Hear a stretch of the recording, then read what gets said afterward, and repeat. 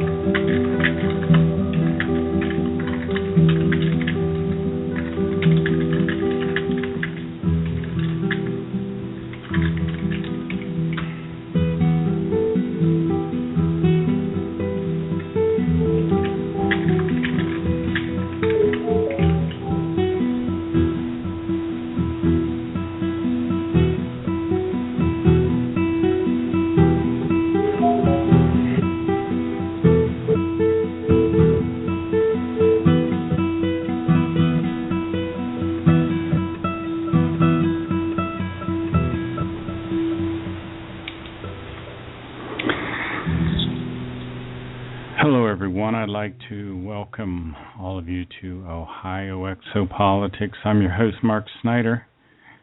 We are having a few little technical difficulties here this morning. I'm not sure if I'm coming through. Let me check. I have a caller on the line. Let's see if she can hear me. Hello, Eve. How are you this morning?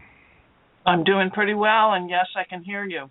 Okay, fantastic. And we were having some kind of weird. They just rolled out a new software update on Blog Talk, so I just wasn't sure if everything was working the way Sounds it should good to be. me. Okay, Yeah. you sound good too. No echo, which is really great. All righty. I'll let you go back to listening. Thanks, Okay. Eve. Talk Thank later. you. Bye-bye. Okay, bye. Okay, folks. I know, as you know, if you've been listening to the show, I've been going over a book called Macht der Gedanken, or The Might of Thoughts. It's one of the 39 books written by Edward Albert Meyer, a farmer who lives in a little tiny mountain village in Switzerland called Hinterschmid-Rüti. Hinterschmid-Rüti is about 52 minutes from Zurich by car. If you're familiar with this show at all, you know how incredible his story is. So I won't rehash that at the particular moment. But instead, I'll dive right into this material because it's very practical, it's very down to earth, and I think anybody can benefit from this. I'm going through this book for the second time, and I'm getting closer to the end again. It goes much faster the second time through.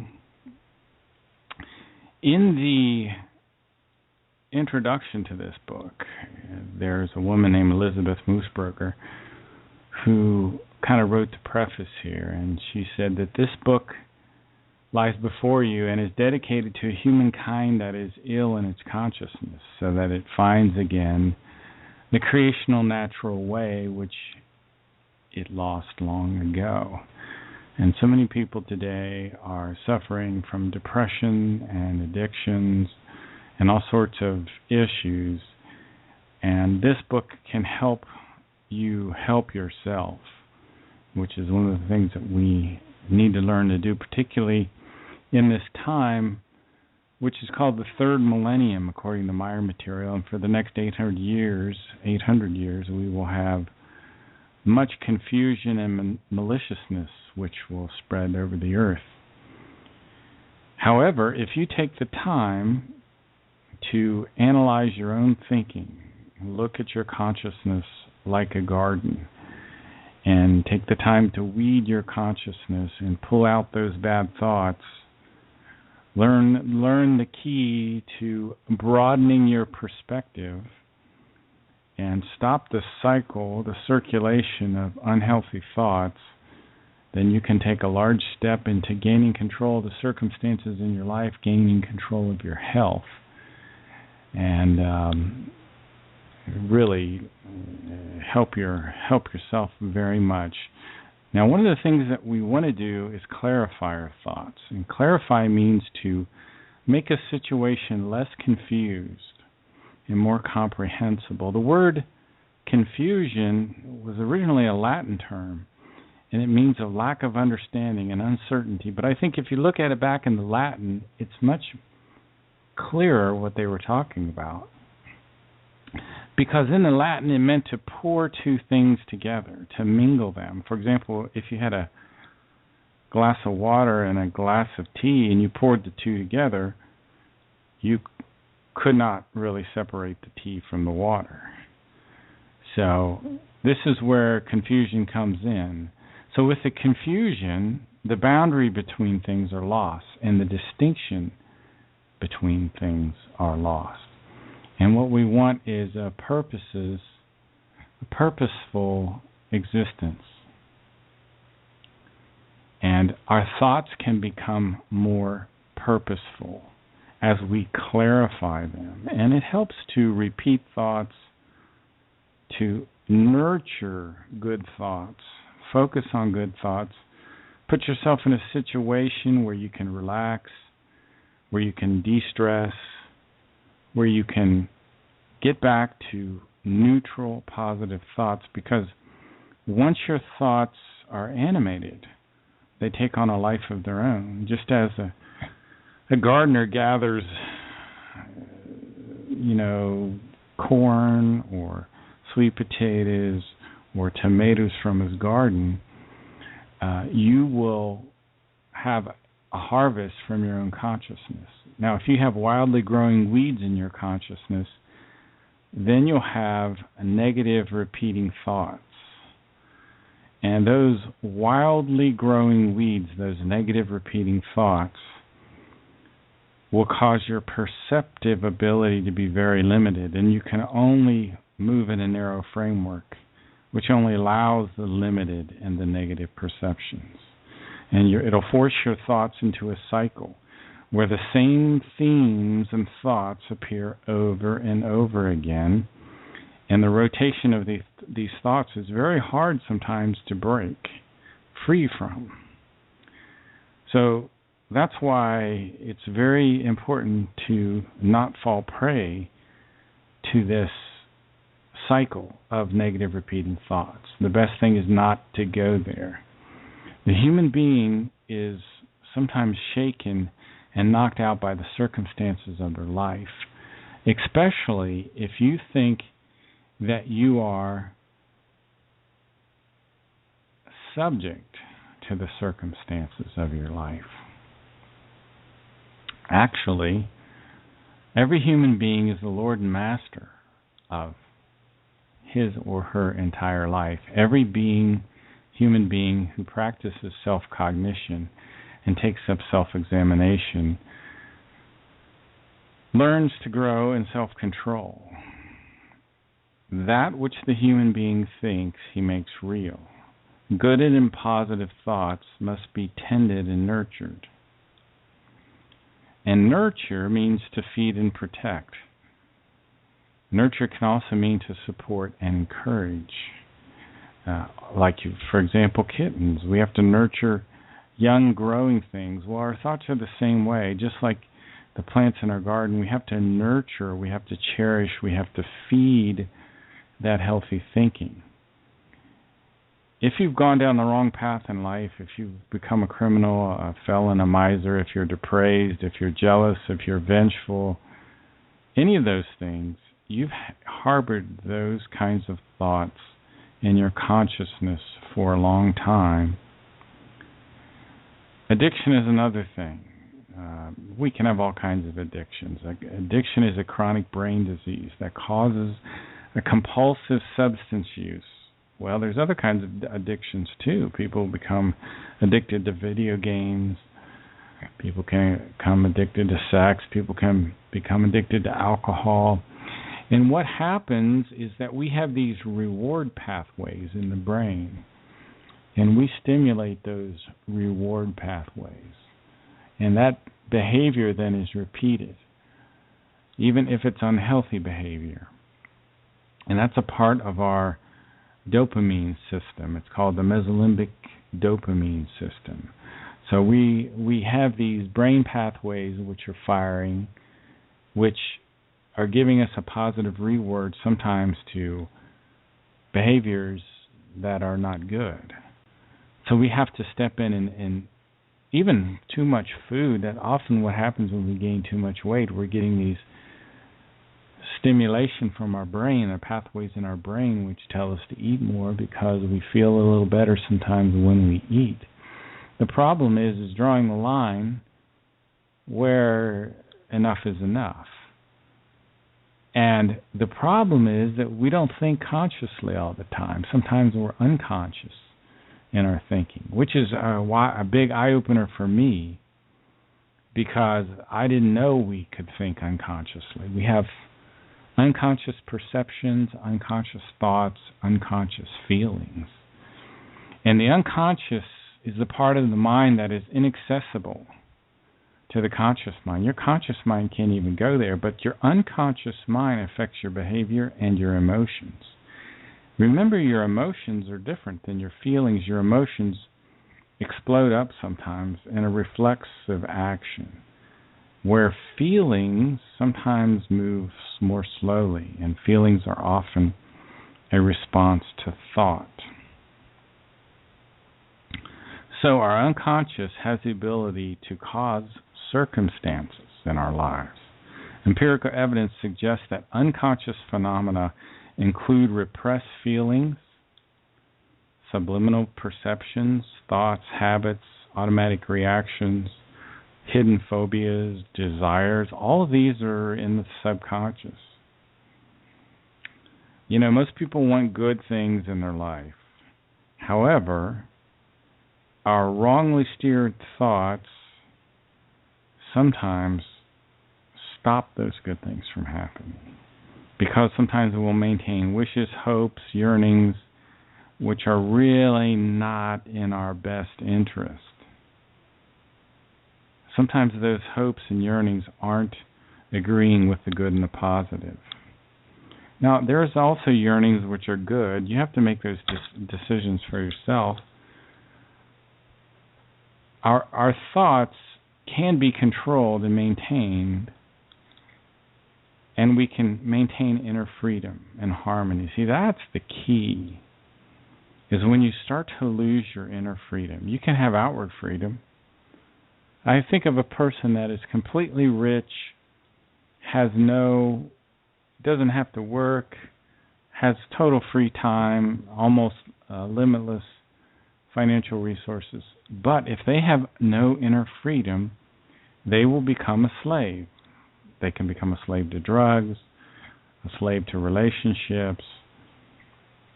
There are very rich slaves.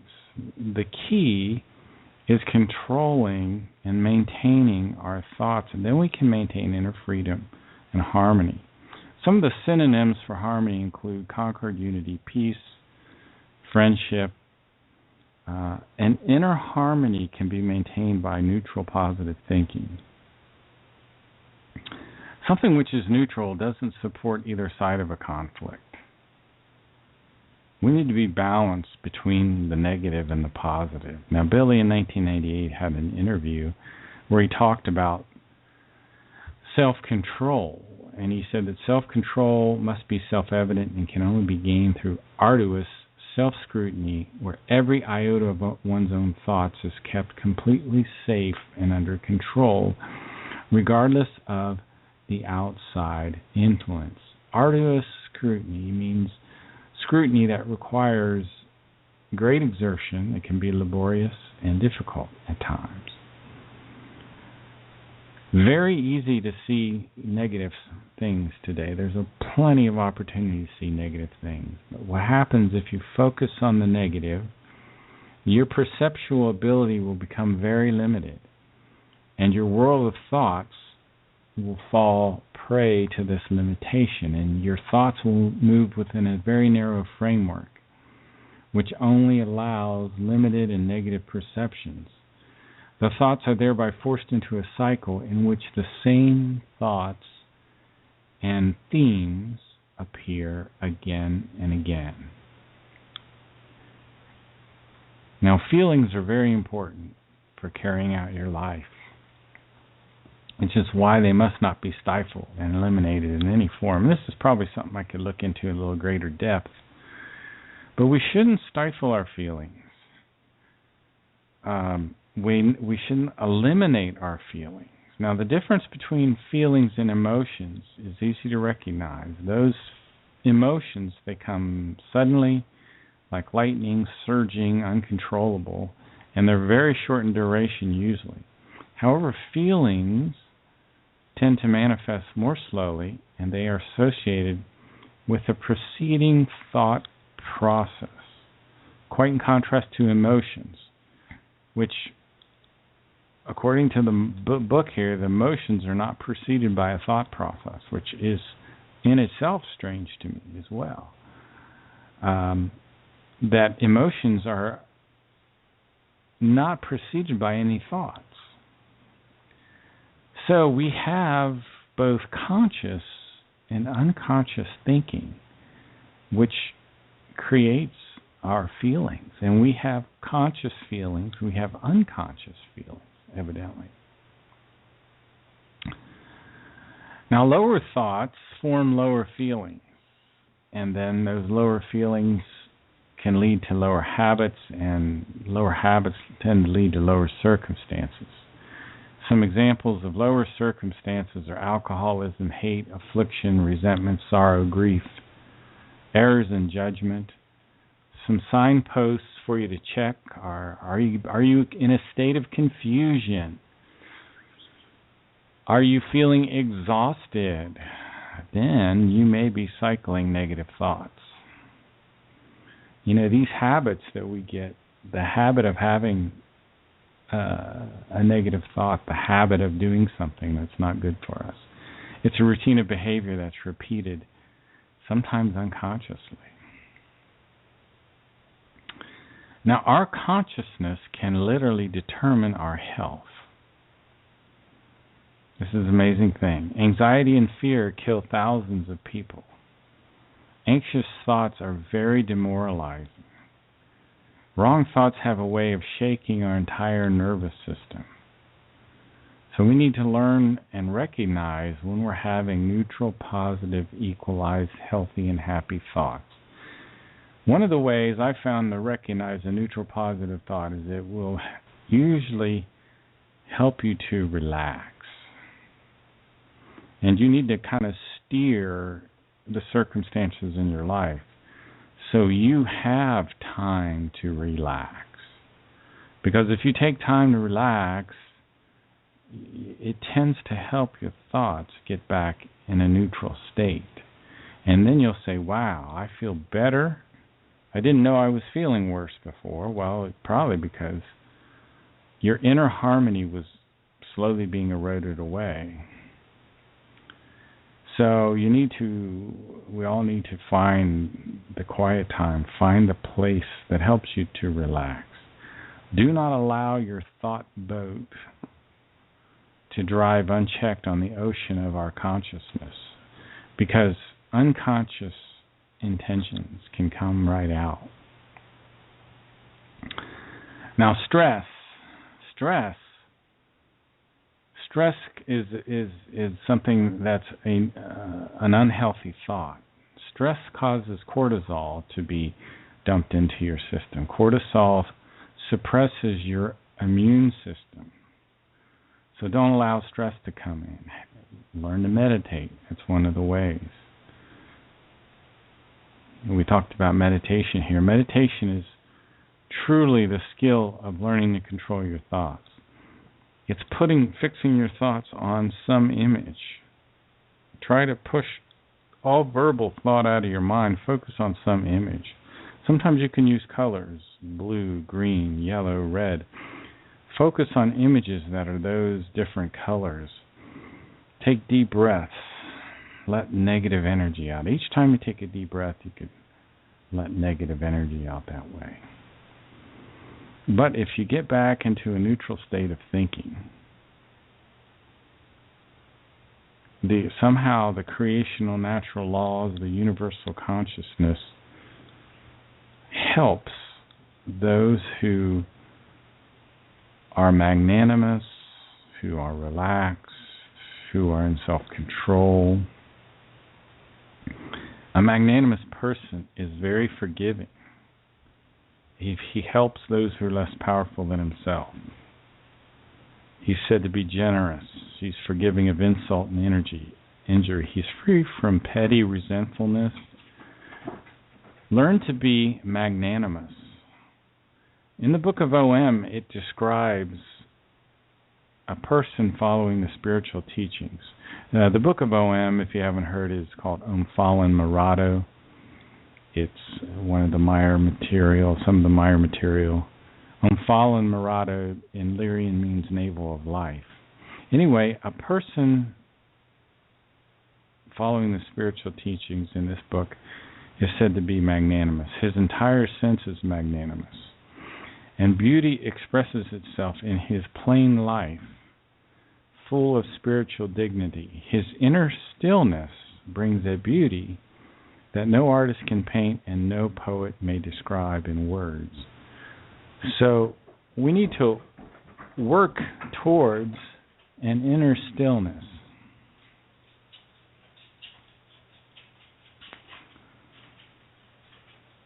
One of the things that the Maya information talks about are these we forms. I haven't studied enough about this to really know exactly what all the we forms are, and I think they may be group consciousness. but I don't know for sure. The we forms, anyway, they are beyond space and time, and so are their perspectives. And there's a we form known as the Patali level, and that's one of the levels our spirit form goes to after death. And this is when we're at this is after millions and billions of years of reincarnating. We'll finally get up to these levels. The Patali level. Remember, we have a spiritual consciousness and a material consciousness. The material consciousness is of the person you are in this lifetime. It is the factor that controls your material consciousness is your psyche. In your psyche is your conscious mind, your unconscious mind, your subconscious mind, your personality, your intellect. Your psyche can have a nervous breakdown. Your psyche can go insane. Your psyche can be miserable. Your spiritual consciousness is invulnerable to any kind of harm. But the point of our material life is to allow the spiritual consciousness to evolve. And we have many, many, many lifetimes. Death is just the passage into the world of pure spirit. And we spend a certain amount of time. The Maya material says, under normal circumstances, we would spend a lifetime and a half on the spiritual side before coming back into the physical. And the spirit form comes into the child at 21 days. It enters into the superior colliculus. The material consciousness comes in at that time as well. And in your subconscious is the wisdom of your predecessor personalities. So anyway, do not ever allow yourself to drift on the ocean of life. Take control of your life. Grab your hands on the steering wheel. Do not let adversity take your hands off of the steering wheel. Steer your life and use optimism. Because optimism is a good problem solver. Optimism is required to have consistency in your life. Real optimism is incredibly important in our life. Real optimism helps our psyche. Optimism is hopefulness and confidence about the future. Synonyms include hopefulness, cheerfulness. Optimism is a mental attitude. It's a worldview. Optimism seems to have an effect on our health, a positive effect on our psychological well-being. Optimists tend to come out of difficult circumstances with less distress than pessimists. Furthermore, optimism may be a bit of a coping mechanism because optimists seem to face problems face-on, head-on, taking active and constructive steps to solve their problems. Now, that doesn't mean we become positive thinkers necessarily. We have optimism. Optimism comes from a Latin word, optimum, meaning that which is best. And since about the 18th century, it refers to those who are confident even in bad situations. And optimists tend to view things from the best side. Optimists are better in stress. Pessimists have higher levels of cortisol, which I mentioned earlier. Cortisol is a stress hormone. Cortisol will help you metabolize fat and carbohydrate. That's a good thing. But it suppresses your immune system. If you're more optimistic, there are studies which have been done that if you're more optimistic, you tend to recover from surgery better.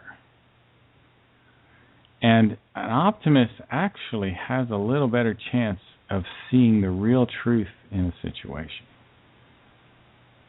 Optimists shouldn't be clowns or comical figures either. But hopeful and happy, neutral, positive. Optimism should be balanced. Optimism presents a quality which fascinates people as well. Because if people can see that you're optimistic, not unrealistically optimistic, not ridiculous in your positive thinking, but optimistic even in negative situations, that's fascinating to people. And people become enchanted by that. And they will tend to listen to an optimist a little bit more because people are looking for help, generally speaking. However, optimism is not belief. Not belief.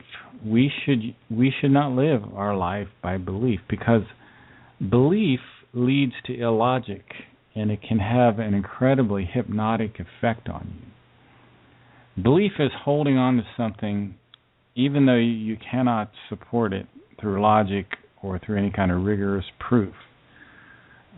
Hypnosis actually puts you in a state of consciousness where the person loses power over their own volitional action and becomes highly responsible to suggestion or direction.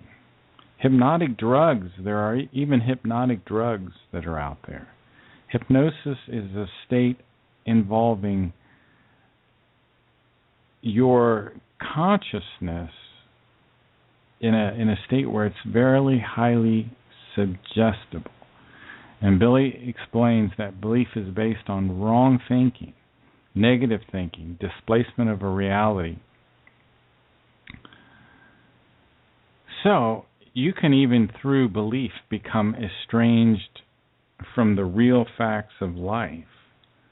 Logic, on the other hand, is a science, is a way of thinking that allows you to use, for example, deductive reasoning is one example. If A, then B. So, for example, a deductive argument could say, all men are mortal, Mark is a man, therefore Mark is mortal. He's going to die someday.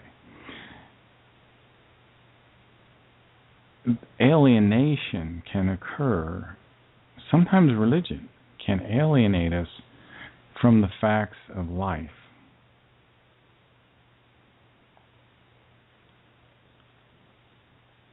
You can become tormented in your conscious mind, in your unconscious mind. You can have anxiety and fear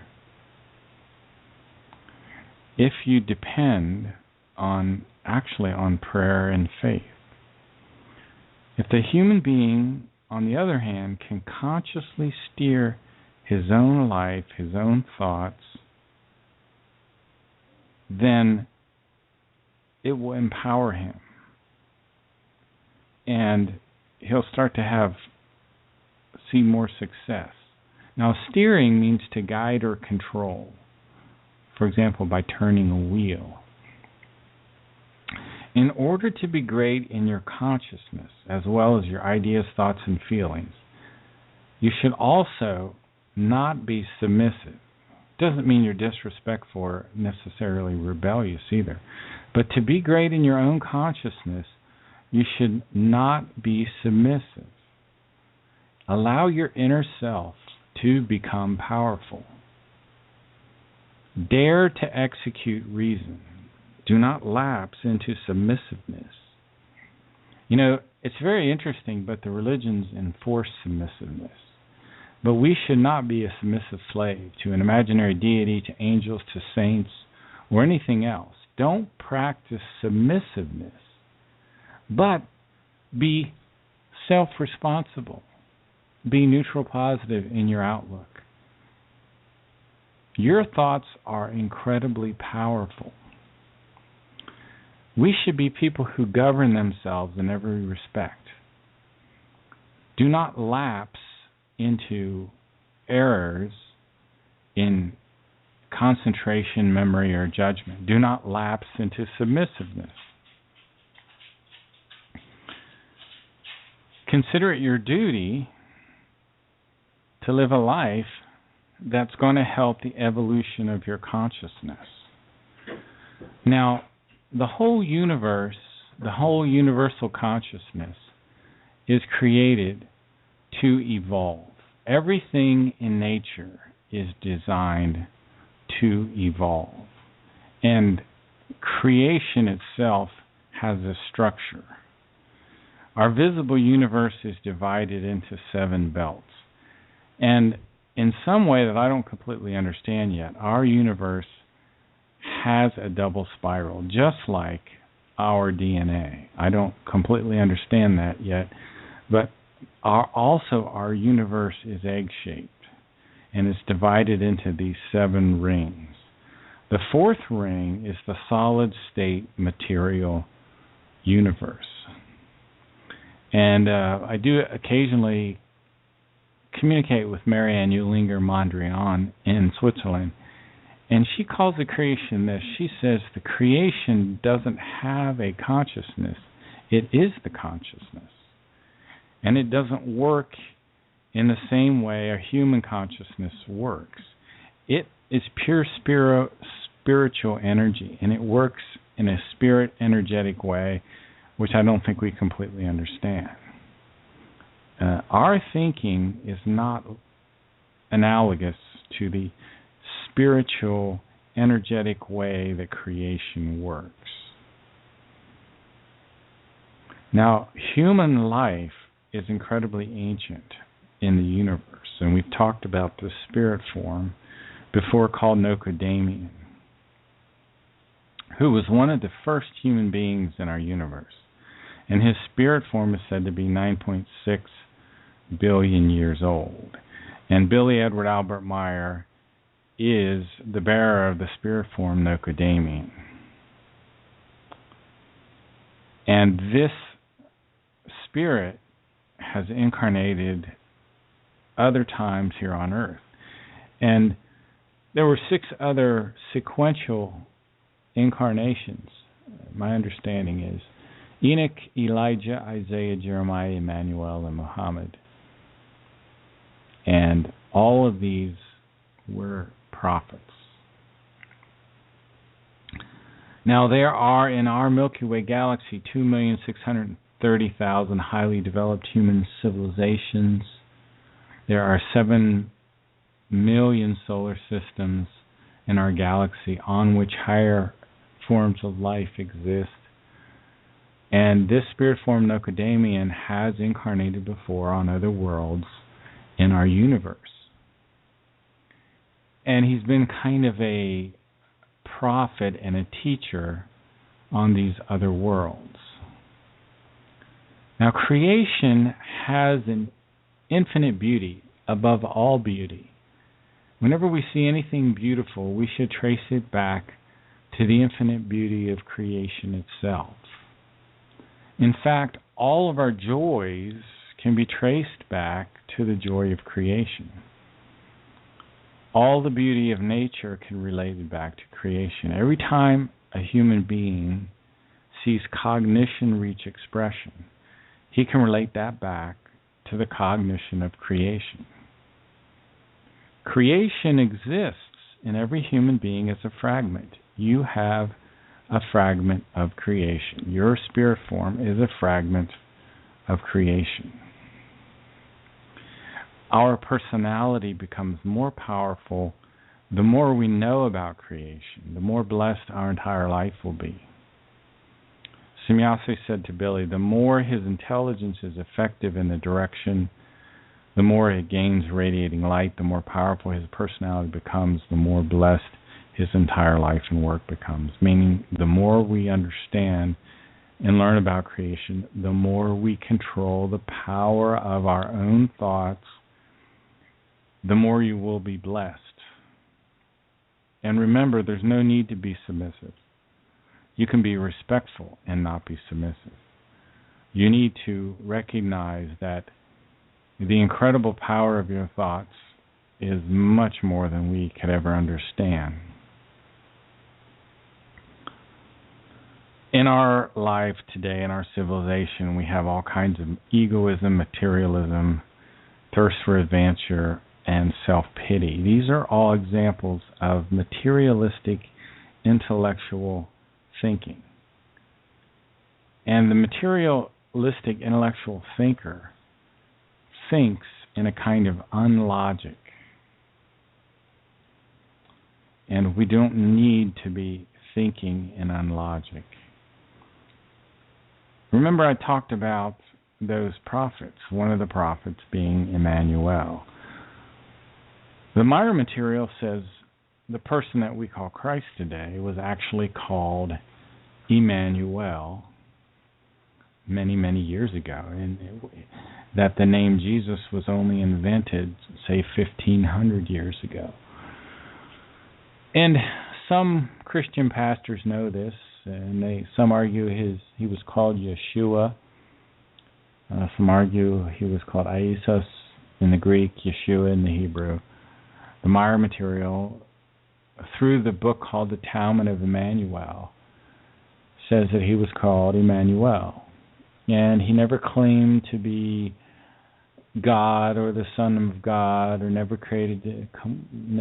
claimed to have created the universe, never had any association in his thinking, in his practice, to Christianity in any way. The Meyer material sees Christianity as kind of a sect, a cult that came up later. You notice the suppression of reincarnation, of the concept of reincarnation, when all of nature shows us the example of reincarnation. Let me read a little bit of Canon 14 from the book of the O.M. Umphalen Murado, The Navel of Life, which I mentioned earlier.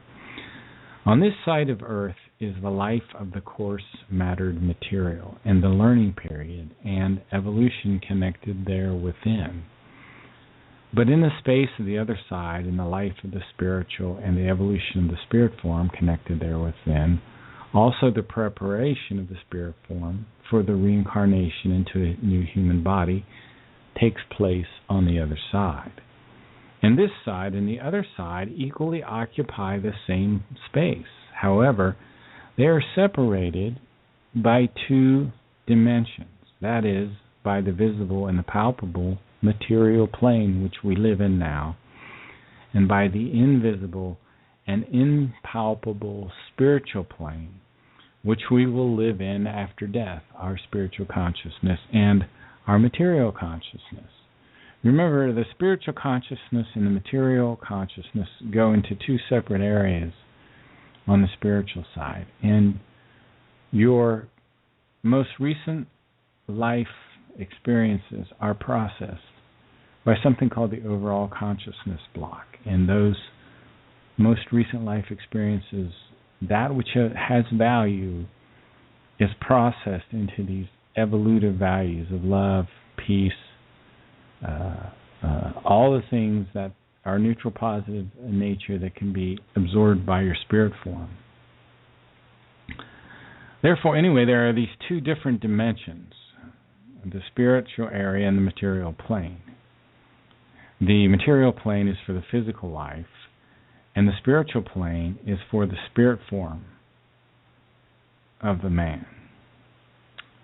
In verse 15 of the OM, it says, "Therefore man liveth and dieth, and is born again into a new body." And this type of becoming and passing away repeats itself until the time has arrived at which the spirit form of man, a minute portion of creation, does not need a material body anymore for further evolution.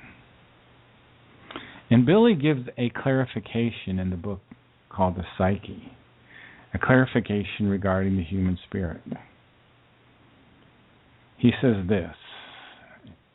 He says, "If now it is learned that the human being is animated by a tiny part piece of the creational spirit, then that means in no cause that this is a part piece of creation universal consciousness itself, however, an energy and power part piece merely created from it, which is self-independent.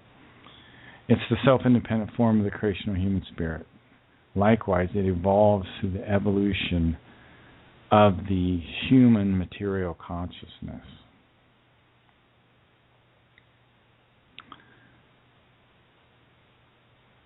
So,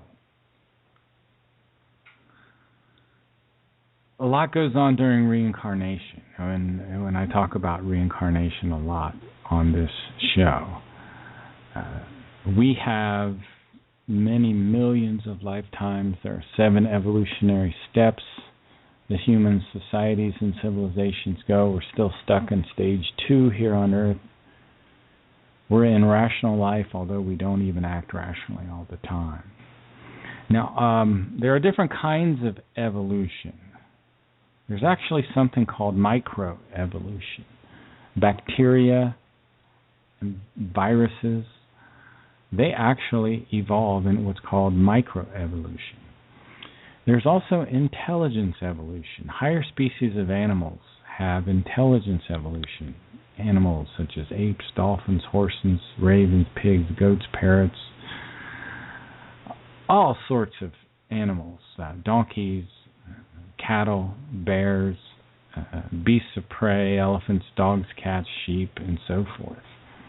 Now, this is not like the consciousness evolution of the human being. And that's a hard thing to understand.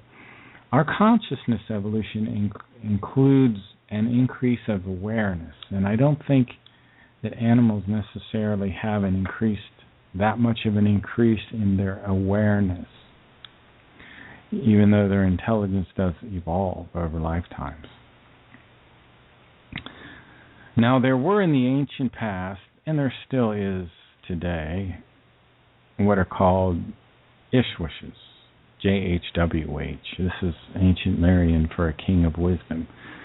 Now, Ptah, one of Billy's contacts, Pelagon, Jehovah, Atlant, Eris, are all examples of Ishwishes. And there are Ishrishas, which are women. These are human beings that are living in the later stages of the human material existence. They're in the 5th stage. And then eventually these kings of wisdom will change over into half spiritual forms. Kings of wisdom have been called gods in the past. And this title, JHWH, was brought here to the earth by our Lyrian ancestors. Now, what happened, for example, with the Jews, they had a false understanding of who these kings of wisdom were. And some of the kings of wisdom were only kings of wisdom in terms of their technical knowledge. They were not necessarily yet balanced in their spiritual knowledge. And some of these Ishwishes behaved in ways that were very bad. Anyway, the Hebrews came up with this false understanding with the unutterable name God. Now, various designations for God have appeared over time, such as Yahweh, Jehovah, Adonai, Elohim, Lord. But these were misunderstandings that occurred on the earth. Now, in Canon 10 in the OM, it talks about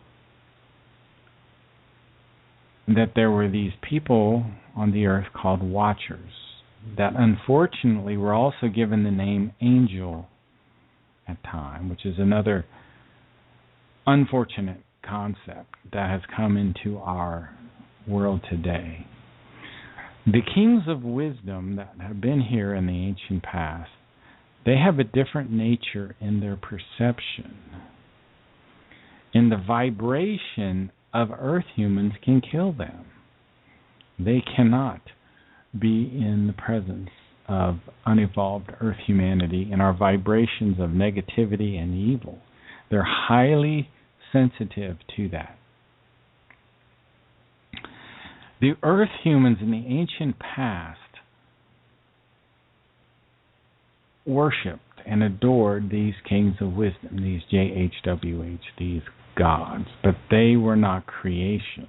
Creation, the universal consciousness, is the only thing that should have adoration. and worship. Ask It says this. She says, Earth humanity has achieved a high standing of technical evolution. However, really only in regard to the technical, and that which pertains to a purely material understanding. The evolution in terms of the spiritual and the consciousness, however, until now has been maliciously disadvantaged and neglected. Our spiritual consciousness on earth is maliciously disadvantaged. It's displaced by worldly and material thoughts. Many kinds of evil things have grown and degenerated into fanaticism here on the earth. Now we live in something called a consciousness conditioned tyranny. And because we live in this consciousness conditioned tyranny, we are having kind of a crisis in the United States right now. And this crisis manifests itself in some very, very unusual ways. I really think we're seeing in some ways the breakdown of our society, the breakdown of our legal system, the breakdown of our government. The Meyer material talks about a dark order that's coming out of our ruling class.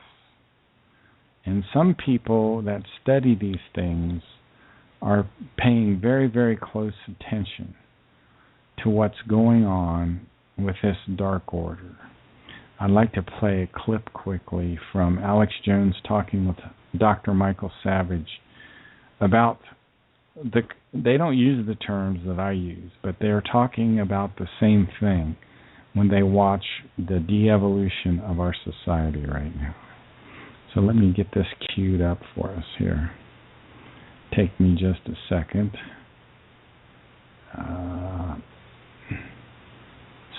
Sometimes these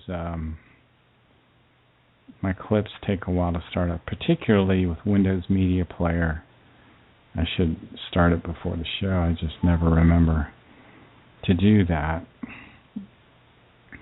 Yes, maliciousness, confusion is spreading over the earth in the third millennium. Right. Here we go. The police are super awake despite all their problems. The country's disintegrating. I mean, what do you expect? The military, from what I've seen, is super awake to what's going on. Doesn't that give the socialist, the globalist, a problem? Isn't that their Achilles heel? No, because Obama gutted all of the combat veterans who could have led a movement against an illegitimate government. He started it right after Benghazi. I named them in my last book. One general after the other was purged like Stalin purged them, only instead of shooting them, first they smeared the generals. He got drunk in Moscow. You hear this?